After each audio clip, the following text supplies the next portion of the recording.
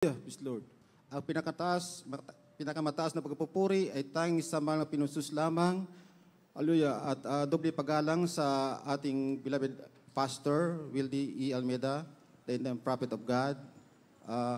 At sa pag-alala ng ganitong aral ng ating beloved Assistant Pastor, Lina C. Almeida, at sa kanilang beloved children. Sa inyong mga kapatid, baguhan at tatihan. Hallelujah. Praise the Lord. Nasib ako 1993, hallelujah, dito sa gawain, sa Amoranto, hallelujah, praise the Lord, dahil sa isang sakit, hallelujah. Noong 1985, nag-graduate ako, tapos mula noon ay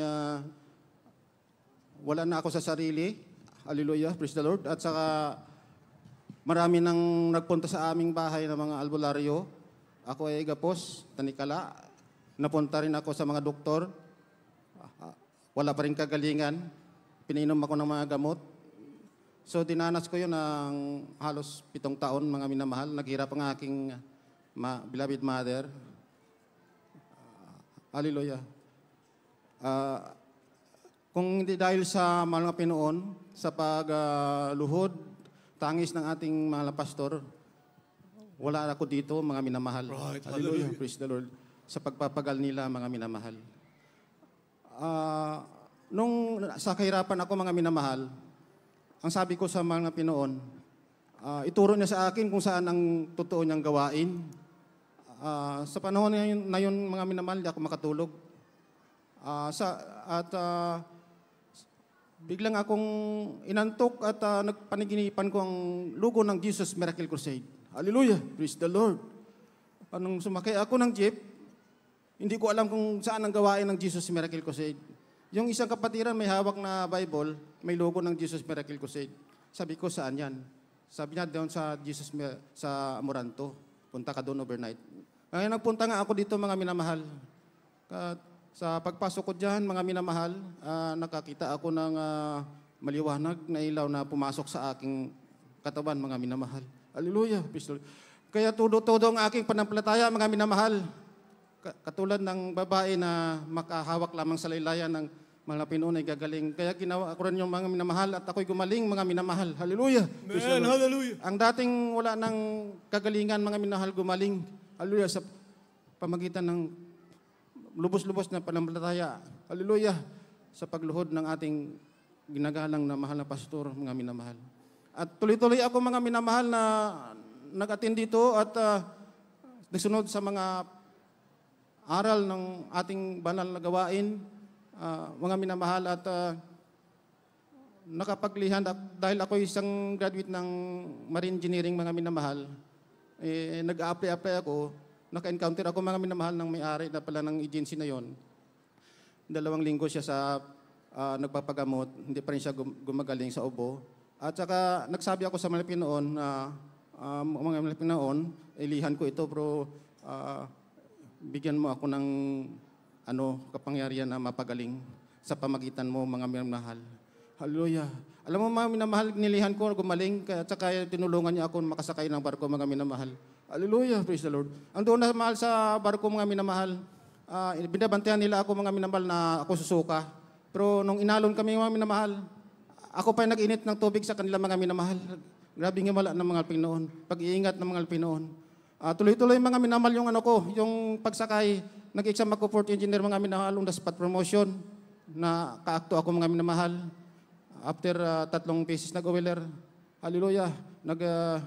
Na-promote ako, only ako, mga minamahal, as a 3rd engineer.